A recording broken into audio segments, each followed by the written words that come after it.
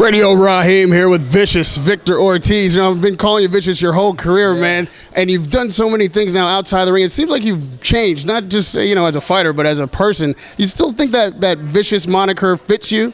Yeah, absolutely. I mean, then again, like from day one, I never gave myself the name. People since amateur days, man. I was a 14-year-old going into the open class, 15, and then I started wiping out every man possible. So people were like, that dude, he smiles too much, man. That's deceitful, man. That's Vicious with the smile. So from Vicious with the smile, they cut off with the smile, and then it just became Vicious. So I was like, all right, I go with it. Well, we've seen you in here training today. Your punch and power is still there, obviously, but that smile has gotten you a lot of work outside of the ring as well. You've been acting, you're dancing with the stars. Absolutely. How does all of that fix into getting yourself in mindset to get in that ring? It's such a different environment.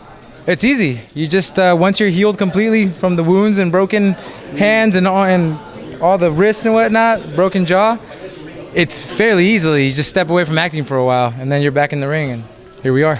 It's a good question because with all those injuries, the surgeries and all that, and you're one of the few guys that doesn't really have to do this. You have those careers outside of the ring. Why? What is it that brings you and draws you back into this dangerous sport? Man, I have some amazing people in my corner. I have Sam Spira, I have Scott Karp, and Brett Norensberg from Gersh, and Gersh just looks out for me.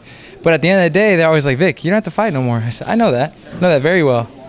But you know what? I got to be one of the greatest, like Ali, like Roberto Duran, like Shuri Leonard. I must. It's a must. I have to be in the history books. Not that I'm not already. I'm not content with myself.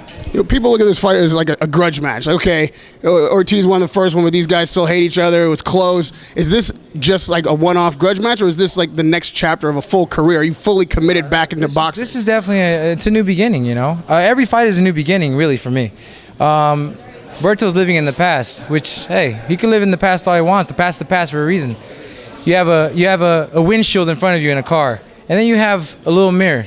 Are you really going to be looking through the mirror the whole time, the back mirror? I don't. I look straight ahead. Look at the bigger picture.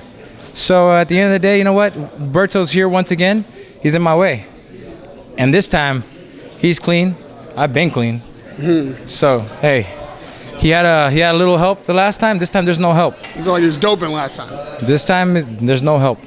You've been seen in the UFC gyms of boxing and MMA gyms. Ronda Rousey's a friend of yours. Another person who's needing to make a comeback, needing a new chapter. Where do you think is the best advice you could give her? What kind of relationship do you guys have? Ronda's a good friend. She's hey, every great champ rises from his downfalls, so that's it. I mean, I've talked to Ronda since. She's amazing, She's a beautiful person, beautiful soul, so I just wish her nothing but the best. If she really wants to come back, she will. You've had your moments, mentally, like, is this something I want to do? Should I be in this sport? Obviously, she's facing that kind of thing, too.